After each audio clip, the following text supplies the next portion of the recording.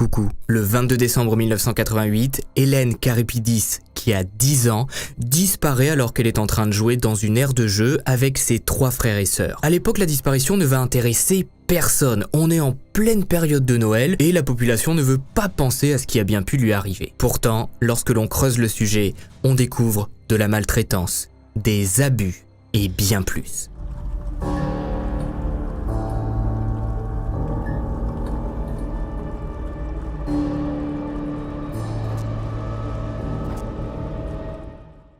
Salut à tous, c'est Max Guys. Aujourd'hui on se retrouve pour une nouvelle chronique à la fois vraie et flippante dans laquelle on va parler de la disparition d'Hélène Karipidis, une Australienne disparue depuis maintenant 30 ans. Cette vidéo inaugure le nouveau format d'histoire court que je veux lancer sur la chaîne YouTube, puisque vous savez que les histoires à la fois vraies et flippantes, les HVF, sortent tous les vendredis à 18 h et ce sont généralement des affaires assez longues. Les vidéos durent plus de 25 minutes la plupart du temps et j'aimerais de temps en temps proposer des formats courts. C'est pourquoi j'ai décidé de créer ce format de chronique pour pouvoir vous présenter des histoires un peu plus courtes que d'habitude, mais tout aussi intéressantes. Vous en faites pas, je vois déjà les commentaires des gens qui vont commencer à s'inquiéter et se mettre dans des états pas possibles. Les HVF restent les mêmes, sortiront toujours tous les vendredis à 18 h et les chroniques quant à elles sortiront le week-end. Donc voilà, pour vous poser tranquillement une petite dizaine de minutes devant une nouvelle histoire. J'ai même fait un petit décor, j'espère que ça vous plaît, pour pouvoir bien différencier les HVF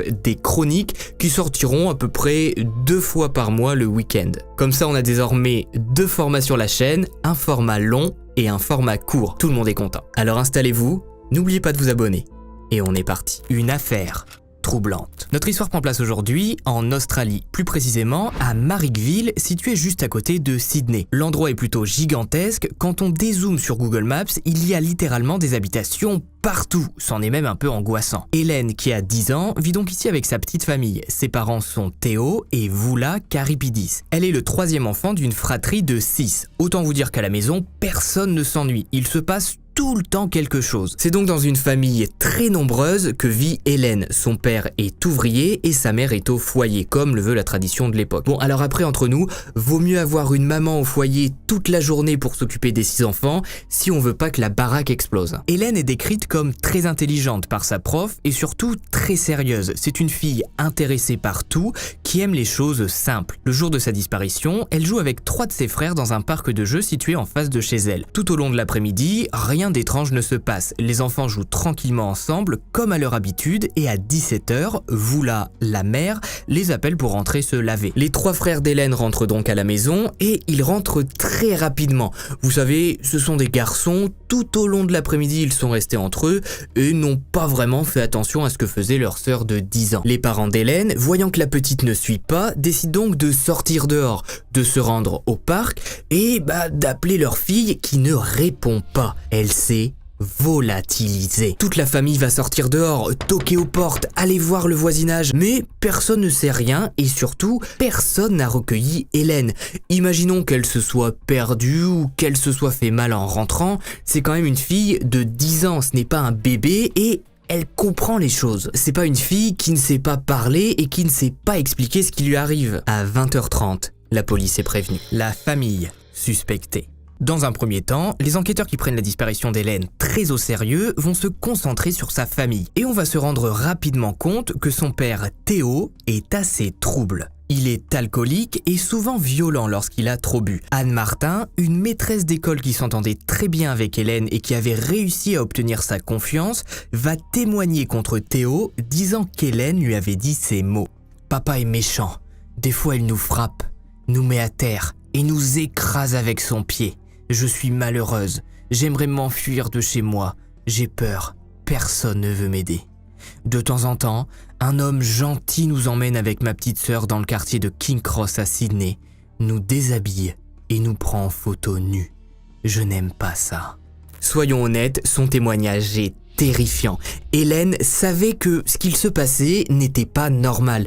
Et ce ne serait pas la première fois qu'un père alcoolique comme Théo vend ses enfants pour pouvoir s'acheter des bières. Même à notre époque, ça arrive bien trop souvent. Le père est donc interrogé. Vu là, la mère également, mais tous les deux ne comprennent pas pourquoi Hélène inventait tout ça. Pour eux, ce n'est jamais arrivé. Et ils disent même qu'elle était un peu bipolaire et qu'elle inventait des choses de temps en temps pour se rendre intéressante. Alors ces réponses vont pas beaucoup convaincre les enquêteurs qui vont donc décider d'interroger les frères et sœurs d'Hélène. Malheureusement, ils ne vont pas interroger les autres enfants le même jour que l'interrogatoire des parents, mais plusieurs jours plus tard. Donc les enfants qui ont sûrement été menacés par leur mère et leur père ne diront rien. Un petit peu comme dans l'affaire Grégory avec notre chère Muriel qui accuse un membre de sa famille, est renvoyée dans cette même famille le week-end et le lundi, elle se rétracte. Oh bah tiens, c'est bizarre ça, qu'est-ce qui a bien pu lui arriver? Les recherches vont continuer et le gouvernement australien va offrir 50 000 $ de récompense en échange d'informations permettant de faire avancer l'enquête. Mais personne ne se manifestera, aucun témoin, aucun suspect. Rien. Les années vont passer et le cas va se refroidir peu à peu. La mention disparition inquiétante apparaîtra, puis sera remplacée par suspicion d'enlèvement. Pour les enquêteurs, Hélène n'a pas fugué, mais a bien été enlevée. Elle dérangeait sa famille. Mais est-ce que les coupables s'attendaient à ce qu'il y ait des témoins? Certes, enfants au moment des faits, mais les enfants grandissent et finissent par parler. Des témoins gênants. Au début des années 2000, Ilias Karipidis a décidé de faire ses propres recherches concernant la disparition de sa sœur.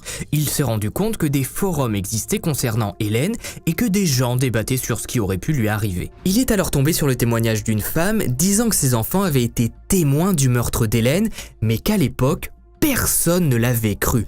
Pourtant, ces petits garçons avaient été tellement traumatisés qu'ils ont dû aller voir un psy nommé Anne Schlebaum. Ilias va entrer en contact avec cette femme très mystérieuse et réussir à lui parler au téléphone. Malheureusement, les années ont passé et cette femme anonyme ne veut plus entendre parler de ce traumatisme qu'a vécu ses enfants. Elle explique juste qu'ils disent avoir vu le 25 décembre 1988 le meurtre rituel d'Hélène dans une église de la ville alors qu'il traînait dehors. Anne, la psy qui a reçu les enfants à l'époque, est catégorique. Les garçons ne mentaient pas et ils ont été tellement traumatisés par ce qu'ils ont vu qu'il a fallu un long suivi pour les remettre en l'état. Bon alors quand je dis les remettre en l'état, on dirait que je parle d'ordinateur, mais j'aurais dû plutôt dire s'en remettre, psychologiquement bien sûr. Les enfants donnaient des détails glauques et cohérents concernant ce meurtre dont ils ont été témoins en regardant à l'intérieur d'une église le jour de Noël. Hélène était sur l'autel, entourée de plusieurs hommes. Elle était en vie, mais bâillonnée. Des bougies étaient disposées partout et elle a été sacrifiée. La psy explique s'être rendue dans cette église après avoir appris le témoignage des enfants et elle y aurait trouvé des traces de sang. Mais la police, la Commission royale australienne et l'Association de défense des enfants ont jugé que l'affaire devenait trop dangereuse, trop bizarre, sachant qu'il y avait déjà eu des témoignages de sacrifices d'enfants dans d'autres régions. Donc cette piste n'a pas été suivie. Que voulez-vous faire quand même les autorités de votre propre pays vous lâchent? Les frères et sœurs d'Hélène, assez jeunes au moment des faits, n'ont jamais témoigné en disant ce qu'il s'était réellement passé. Après la disparition d'Hélène, la famille est restée à peu près la même. Son père a continué à boire, sa mère pleurait chaque jour et la sœur d'Hélène, celle qui aurait été emmenée avec elle par un gentil monsieur de temps en temps pour prendre des photos nues, s'est suicidée à l'âge de 18 ans sans jamais témoigner contre ses parents. Certains pensent même qu'à l'époque, il y avait un réseau d'assistantes sociales qui enlevaient les enfants pour les donner à des hauts fonctionnaires australiens.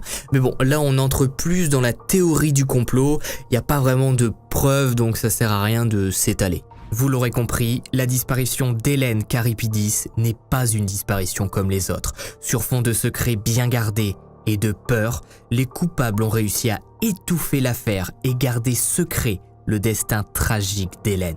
De mon point de vue, je pense réellement qu'Hélène a bel et bien été enlevée par un réseau, sacrifiée, et que les enfants qui ont été témoins de ce meurtre malgré eux ne mentent pas. La psy a parlé et a dit qu'ils avaient donné de vrais détails. Et après plus d'une centaine d'HVF sur la chaîne, c'est peut-être bizarre de dire ça, mais ça ne me paraît pas improbable qu'Hélène ait pu prendre part, malgré elle, à un sacrifice. Malheureusement, c'est ainsi que se termine sa très triste histoire.